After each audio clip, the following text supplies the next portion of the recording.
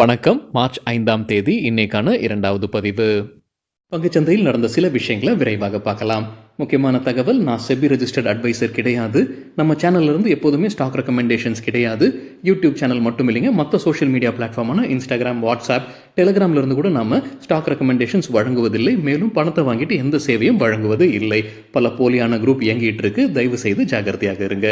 இந்த வீடியோவில் காட்டக்கூடிய அனைத்து கம்பெனிகளும் வெறும் இன்ஃபர்மேஷனல் பர்பஸ்க்காக மட்டுமே முதலீடு செய்யுங்கன்னு சொல்கிற வீடியோ கிடையாது. எந்த ஒரு முதலீட்லையும் ரிஸ்க் இருக்கும். ரிஸ்க் புரியாமல் இன்வெஸ்ட் செய்யாதீங்க. ரிஸ்க் புரியலன்னா தயவு செய்து இன்வெஸ்ட்மெண்ட்டை தவிர்த்துருங்க. நம்ம ருபி டிரைவர் சேனலை ஆதரிக்கிற அனைத்து நல்ல உள்ளங்களுக்கும் நன்றி. சில இண்டிவிஜுவல் ஸ்டாக்ஸ் மற்றும் செய்திகள் விரைவாக பார்க்கலாம். ஐடி ஸ்டாக்ஸ் ஃபோக்கஸில் இருப்பதற்கான வாய்ப்பு இருக்குன்னு மணி கண்ட்ரோலில் தகவல் சொல்லியிருக்கிறாங்க. சிஎல்எஸ்ஏ சில கம்பெனியோடைய ரேட்டிங்கை குறைச்சிருக்கிறாங்க.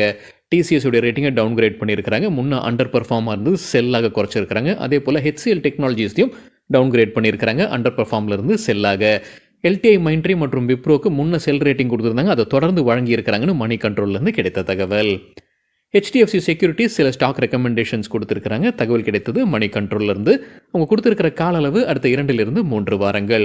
ஜேகே லக்ஷ்மி சிமெண்ட்டுக்கு buy recommendation. Target 1023, stop loss 878, 8.5% அதிகரிப்பதற்கான வாய்ப்பு இருக்கு.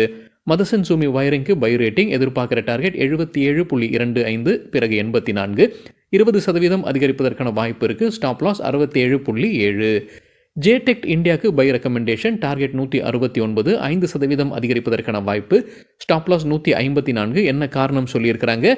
வீக்லி சார்ட்டில் ஃப்ளாக் பேட்டர்ன் பிரேக் அவுட் நடந்திருப்பதாக சொல்லியிருக்கிறாங்க. ஃப்ளாக் பேட்டர்னா என்ன அப்படின்னு நம்ம வேறொரு வீடியோவில் டீட்டெயில்டாக பேசியிருக்கோம். அந்த வீடியோட லிங்க் இந்த வீடியோட டிஸ்கிரிப்ஷனில் இருக்குது. டாடா மோட்டர்ஸ்க்கு Morgan Stanley overweight rating கொடுத்துருக்காங்க. டிமர்ஜர் டிசிஷனுக்கு பிறகுதான் அப்படின்றது என்னுடைய புரிதல். கொடுத்துருக்கிற டார்கெட் 1013. இன்னைக்கு ஹை பார்க்கும்போது 1065. ஸோ இன்னைக்கு அது கடந்திருக்கு. நேற்று க்ளோசிங் பிரைஸ் 987 இருந்தது. ஸோ இன்னைக்கு ரியாக்ஷன் எப்படி பண்ணியிருக்காங்க டாடா மோட்டர்ஸ்? அவங்க டிமர்ஜர் நேற்று அறிவித்ததை நம்ம பார்த்துருந்தோம். அதற்கான ரியாக்ஷன் பார்க்கும்போது இந்த வீடியோ சேர தருணத்தில் இன்ட்ராடேல 8% அதிகரித்தது டாடா மோட்டர்ஸ். ராம்கி இன்ஃப்ராஸ்ட்ரக்சர் தற்போது அப்டேட் இருக்கு. கம்பெனியுடைய சீஃப் ஃபினான்ஷியல் ஆஃபீஸர் திரு வாசுதேவ் ராஜினாமா செய்திருக்கிறாரு. IIFL ஃபினான்ஸ் இன்னைக்கு கீழே விழும் அப்படின்னு மணி கண்ட்ரோலில் தகவல் சொல்லியிருந்தாங்க. மார்க்கெட் ஓப்பன் ஆகிறதுக்கு முன்னாடி இந்த செய்தி வெளியிட்டிருந்தாங்க. அதே மாதிரி இன்னைக்கு 20% இன்ட்ராடேல வீழ்ச்சியை பார்த்துருக்கு மார்க்கெட் ஓப்பன் ஆனதுக்கு பிறகு. என்ன காரணம் சொல்லியிருக்காங்க மணி கண்ட்ரோல்னா, RBI தடை விதிச்சிருக்கிறாங்க. IIFL ஃபினான்ஸ் உடைய கோல்டு லோன் வழங்குவதில் தடை விதிச்சிருக்கிறாங்க. அதுதான் முக்கிய காரணமாக சொல்லியிருக்கிறாங்க இன்னைக்கு விழுந்ததற்கு. ஜெஃப்ரீஸ் தொடர்ந்து பை ரேட்டிங் கொடுத்துருக்காங்க IIFL ஃபினான்ஸ்க்கு. எதிர்பார்க்குற டார்கெட் 765 ரூபாய். இன்னொரு முறை சரி பார்க்க வேண்டுங்க. இது இந்த செய்தி வந்ததற்கு பிறகு இல்லை அதற்கு முன்னாடி கொடுத்துருந்தாங்களா ஜெஃப்ரீஸ்ன்றது தெரியல. ஆனால் ஜெஃப்ரீஸ் பை ரேட்டிங் கொடுத்துருக்காங்க. அதே மணி கண்ட்ரோல் செய்தியில் சொல்லியிருக்கிறாங்க. DCB பேங்க் தற்போது ஒரு அதிகாரப்பூர்வ அறிவிப்பு வெளியிட்டிருக்கிறாங்க. ஆகஸ்ட் 2021 ஆண்டிலிருந்து அவங்க ஒரு பார்ட்னர்ஷிப்பில் இருக்காங்க IIFL ஃபினான்ஸ் கூட. அவங்க கோ லெண்டிங்கில் இருக்கிறாங்க கோல்டு லோன் சம்பந்தமாக. அவங்களும் இன்னைக்கு இன்ட்ராடேல 2% விழுந்திருக்கிறாங்க. NBCC தரப்புல ஒரு அப்டேட் இருக்குது. கம்பெனியுடைய சப்சிடரி நிறுவனம் தான் HSCC. அவங்களுக்கு ஒரு ஆர்டர் கிடச்சிருக்கு. 92 கோடி ரூபாய் மதிப்பிற்கான ஆர்டர். யார்கிட்ட இருந்து? சண்டிகரில் இருக்கக்கூடிய post graduate institute of medical education research கிட்ட இருந்து கிடைச்சிருக்கின்ற அப்டேட் கொடுத்துருக்காங்க. ஸ்டார் ஹவுசிங் ஃபினான்ஸ் மார்ச் 9ஆம் தேதி ஃபண்ட் ரைசிங் குறித்து முடிவெடுக்க போகிறாங்க. பெரும்பாலும் நான் கன்வெர்ட்டபிள் டிபென்ச்சர்ஸ் பிரைவேட் பிளேஸ்மெண்ட் வழியாகத்தான் இருக்குன்ற அப்டேட் கொடுத்துருக்காங்க.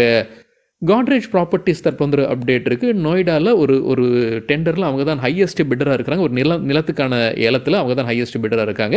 6.46 ஏக்கர் நிலத்தை வாங்குவதற்கான வாய்ப்பு இருக்குது. இங்கே அமைக்கப்பட்ட ப்ராஜெக்ட் வழியாக அவங்களுக்கு 3000 கோடி ரூபாய் வருவாய் கிடைப்பதற்கான வாய்ப்பு இருக்குன்னு சொல்லியிருக்கிறாங்க Godrej properties. Indian energy exchange பிப்ரவரி மாதத்திற்கான பிஸ்னஸ் அப்டேட் வெளியிட்டிருக்கிறாங்க. Total volume 9462 MU. Year on year compare பண்ணும்போது 15.4% அதிகரிச்சிருக்கு. ஸ்வான் எனர்ஜி கம்பெனியுடைய ஷேர்ஸை லீடிங் லைட் ஃபண்ட் VCC விற்பனை செய்திருக்கிறாங்க. 25,18,000 ஷேர்ஸ், கிட்டத்தட்ட 1% ஸ்டேக்கை விற்பனை செய்திருக்கிறாங்க. சராசரியாக ஒரு ஷேரில் 721 ரூபாய் 9 பைசான்னு விற்பனை நடத்தியிருக்கிறாங்க. ஆரியன் ப்ரோ சொல்யூஷன்ஸ் தற்போது அப்டேட் இருக்குது. அவங்களுக்கு ஹரியானா அரசு கிட்ட இருந்து ஒரு ஆர்டர் கிடச்சிருக்குன்னு சொல்லியிருக்கிறாங்க. அதோடைய மதிப்பு கால அளவு வெளியிடல. L&T டெக்னாலஜி சர்வீசஸ் தற்போது அப்டேட் இருக்குது. எட்ஜ் AI சொல்யூஷன்ஸ்க்காக அவங்க இன்டெலுடன் ஒரு பார்ட்னர்ஷிப்பில் வராங்க. கல்பாத்ரு ப்ராஜெக்ட்ஸ் இன்டர்நேஷனல் இன்னைக்கு இன்ட்ராடேல நல்லா பர்ஃபார்ம் பண்ணியிருக்காங்க. 4% அதிகரிச்சிருக்கு. கம்பெனி தரப்புலேருந்து ஒரு அப்டேட்டும் இருக்குது. அவங்களுக்கு ஒரு ஆர்டர் கிடைக்கிது. யார்கிட்ட இருந்து? சவுதி அரேபியாவை சார்ந்த அராம்கோ கம்பெனிகிட்ட இருந்து கிடச்சிருக்கு. என்ன தொகைக்கு, என்ன கால அளவு தகவல் கம்பெனி வெளியிடல. இன்னைக்கு இன்ட்ராடேல நல்லா பர்ஃபார்ம் பண்ணியிருக்கிறாங்க. இன்ஃபிபீம் அவென்யூஸும் இன்னைக்கு இன்ட்ராடேல நல்லா பர்ஃபார்ம் பண்ணியிருக்காங்க. 10% அதிகரிச்சிருக்கு. கம்பெனி தரப்புல ஒரு அப்டேட்டும் இருக்கு. ஆர்பிஐ அனுமதி வழங்கியிருக்கிறாங்க. ஆன்லைன் பேமெண்ட் அக்ரிகேட்டர் சேவையை வழங்குவதற்கு ஆர்பிஐ அனுமதி வழங்கியிருப்பதாக அப்டேட் கொடுத்திருக்கிறாங்க. அது கூட ஒரு காரணமாக இருந்திருக்கலாம். இன்னைக்கு இன்ட்ராடேல 10% இன்ஃபிபீம் அதிகரித்ததற்கு. ஏயு ஸ்மால் ஃபினான்ஸ் பேங்க் இன்னைக்கு இன்ட்ராடேல 2% அதிகரிச்சிருக்கு. ஆர்பிஐ ஒப்புதல் வழங்கியிருக்கிறாங்க. மர்ஜருக்கான ஒப்புதல். Fincare small finance bank limited AU small finance பேங்குடன் மர்ஜர் பண்ணுவதற்காகத்தான் இந்த அனுமதி. காம்படிஷன் கமிஷன் ஆஃப் இந்தியா முதலே அனுமதி வழங்கியிருந்தாங்க. இப்போ ஆர்பிஐயும் வழங்கியிருக்கிறாங்க. சிஎல் எஜுகேட் கம்பெனியுடைய ஷேர்ஸை ஃபாரின் இன்வெஸ்டரான ஜிபிஇ இந்தியா விற்பனை செய்திருக்கிறாங்க. 7,90,000 ஷேர்ஸ், கிட்டத்தட்ட 1.5% ஸ்டேக்கை விற்பனை செய்திருக்கிறாங்க. சராசரியாக ஒரு ஷேர்ல 88 ரூபாய். ஜிபிஇ இந்தியா கைவசம் 7% ஸ்டேக் இருந்தது டிசம்பர் மாத இறுதியில். டாடா கம்யூனிகேஷன்ஸ் தரப்பு ஒரு அப்டேட் இருக்கு. டிபார்ட்மெண்ட் ஆஃப் டெலிகம்யூனிகேஷன்ஸ் அனுமதி வழங்கி இருக்கிறாங்க டாடா கம்யூனிகேஷன்ஸ்க்கு M2M சர்வீசஸ் வழங்குவதற்கு.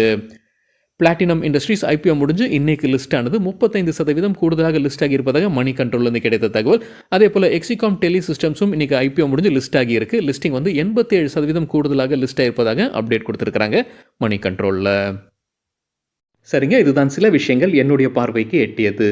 நன்றி, வணக்கம்.